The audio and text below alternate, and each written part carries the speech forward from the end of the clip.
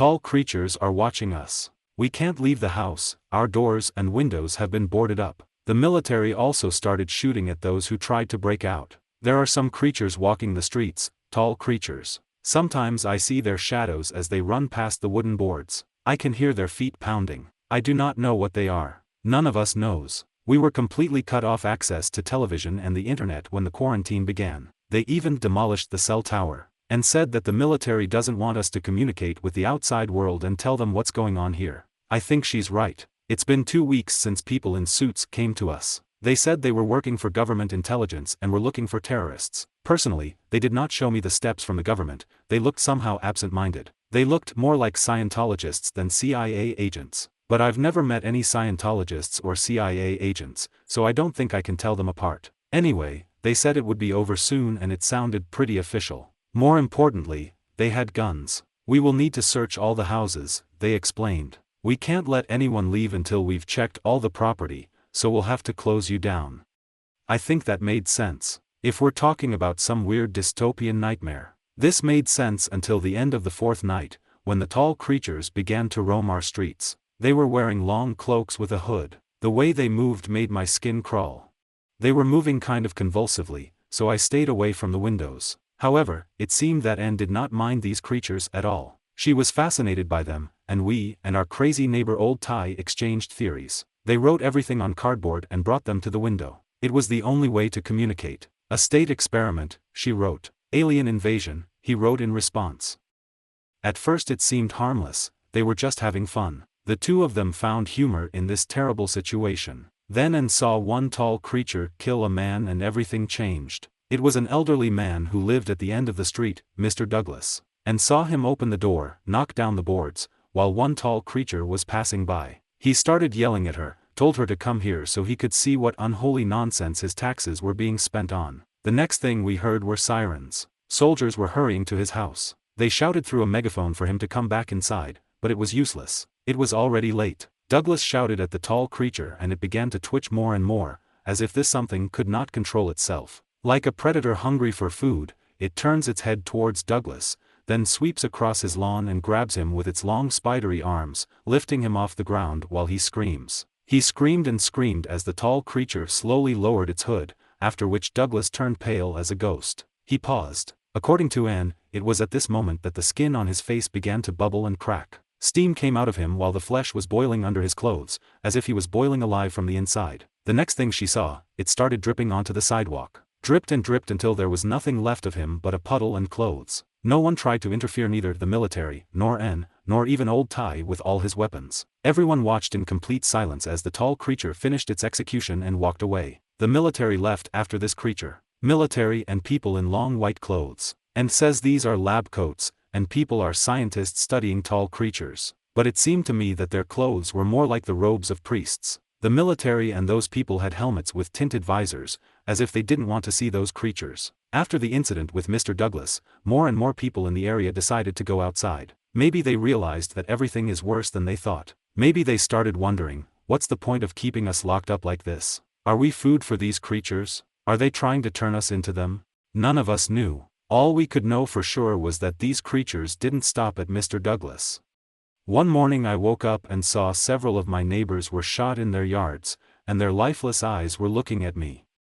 No one came to take their bodies. They were left there to rot, to be eaten by birds and stray dogs. Soon the shots began to sound almost every hour. People wanted to leave the house, but the military wouldn't let them do it, so the body was getting bigger. In the end, it seemed to me that Anne and I were the only ones left alive in our neighborhood. Even the Old Ty has disappeared somewhere. He was probably shot in the backyard. I rarely saw death with my own eyes, but now its volume simply amazed me and I could not process it. I didn't know how. But then, almost out of the blue, the government changed its tactics. Maybe they've changed their plan. Suddenly they started letting people out of their homes. First I saw a woman with a baby in her arms run out onto the lawn, jumped over her husband's corpse and climbed into her minibus on the street. One soldier and a man in a white coat calmly watched this. They were standing just a few meters away from them. Soon there was a crash, the treacherous sound of approaching death, the sound of a tall creature going after its prey. The van started up. I heard the woman scream with joy, but I knew that this joy would be short-lived.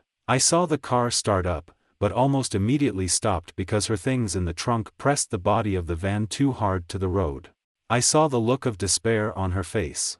The roar reached its climax, and in the blink of an eye, the tall creature crashed into the van and overturned it like a child's toy. Then I saw the creature tearing off the roof of the van, pulling out a crying baby while his mom begged for mercy. If I was any stupider, I would have kicked down my door and tried to save them, but no, I was a coward. Instead, I fell on the living room carpet and cried. I lay there and heard their flesh bursting and hissing, as their skin dripped onto the sidewalk. I'll never forget that sound. The next day, things got even worse. The soldiers no longer cared about enforcing quarantine or even keeping people safe indoors. Now they were pulling people out. Like hungry wolves, they broke into boarded-up doors and tore boards from windows, dragging families out into the street. If the screams were terrible before, now they have become unbearable. They couldn't be ignored. H and I cranked our sound system to the maximum, but it was just the background of these screams. We hardly slept that night. My sister was tossing and turning, and I was staring blankly at the ceiling fan. We understood everything. We were dropped. No one will come to our aid.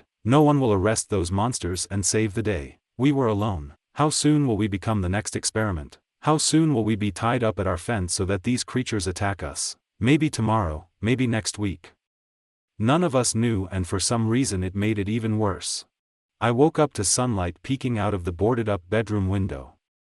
And wasn't there. I was looking for her all over the house before I found her note on the kitchen table. I know you're scared, but I have to leave. You may think that we will cope with this, that they will let us go free, but I promise you, they will come for us soon. This may be my last chance. Since you won't come with me, I'll go alone. I wanted to say goodbye to you properly, but I know that you will try to stop me. I will always love you. She went out through a trapdoor in the basement. I know this because I saw her corpse about 2 meters from our house through the kitchen window. There was a small red dot on her face where the bullet had pierced her skull. I couldn't even muster the courage to go out and bury her. However, she was right. In the end, they came for me. More than a week had passed. By that time I no longer had the strength to resist. I waited patiently at the kitchen table. I drank some whiskey while soldiers and men in white robes dragged me out of the house. It was like it was happening in slow motion. I heard every word from the mouth of the military, every order. First they searched me and made sure that I was unarmed, then they didn't tell me that it was just routine and there was no need to worry about anything. They took me out into the yard. A man in a white coat asked me if I had lived a good life and if I was a believer. I didn't know what to say. Maybe I was just too drunk, or maybe I really didn't care. It's not as bad as it looks, the man in white assured me. When it's over, you'll calm down forever. In the distance, the growing rumble of a tall creature was heard. How long after that? The soldier asked the white coat. 16. After her, we, sister. After her, we. The rumbling grew louder, the tall creature was approaching, and soon my heart was beating in time with her hurried steps. Memories flashed through my head. Memories of N, of the deceased neighbors, of the woman who lived at the other end of the road, of puddles on the sidewalks. My hands turned into fists. Indignation and rage grew in me. Why are you doing this? I growled. Why not just put a bullet in my head? Because we love you, sister, said the woman in the white coat.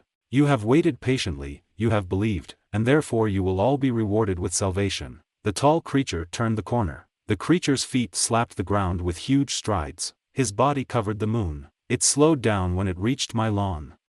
Who are they? I whispered. They created us, the white coat replied. They gave us life. I recoiled as the tall creature approached, but the soldier pushed me forward. Be strong, show him your faith. We were brought to this planet a long time ago, but now our time is over, and we are finally returning home. Don't you want to go home? The creature reached for its hood. The soldier and the white coat stepped aside, away from the creature's field of vision. I didn't scream. No matter what, I didn't want to let these monsters enjoy my horror. It threw back its hood and something extremely grotesque looked down at me, as if hundreds of different faces were sewn together, merged into a single abomination that seemed to smile from 15 mouths. I clenched my teeth hard and moaned in pain, but I didn't want to scream for anything. His long thin hands were clutching my face. It tilted its head to one side, and hundreds of different eyes were looking at me. It tried to get into my mouth, but I didn't let it do it. Then I heard a crash. It broke my jaw like cardboard. I roared in agony. I roared in agony. My lower part of my mouth was hanging down from my face. Tears streamed from my eyes like a stream. It whispered, thrusting a finger down my throat. I gasped and fell silent. It pulled out a finger and hundreds of different eyes rolled up, and 15 mouths began to mutter in foreign languages. I tried to fight him, but it was useless. The monster was too strong. Then a shot rang out, and another. The tall creature jerked, throwing me onto the lawn while the soldier shouted something into the radio. Then the bullet hit the soldier in the head. A woman in a white coat tried to run away, but a bullet hit her in the shoulder. The tall creature rose to its full height and rushed to the shooter. It was old Ty. He set up a reference point on his roof. Rifles and ammunition were everywhere. He rained leaden rain on this creature. "What are you waiting for?" Ty shouted. "Move it, you idiot." I began to quietly crawl away into the bushes, watching as tall creatures began to rush through the streets, jump over houses, beating cars, trying to get to old Ty. He only lasted a few minutes. The shooting stopped, and I had enough time to leave. It took me 3 hours to walk through Debbie's forest and get to the next town. As soon as I got there, I breathed a sigh of relief. No military, no people in white coats. Most importantly, there were no tall critters. There was absolute silence, which should be in the early morning. I went to the sheriff's office to report what was going on. I wanted to explain that people are being shot at, that tall creatures are melting people in the streets, and that we need to call the National Guard. No, we need to call the fucking NATO. But when I got closer to the station door, I stopped. Something flashed to the side, catching my attention. It was there, on the edge of the curb. It was a puddle. I thought it was strange, because it hadn't rained for weeks.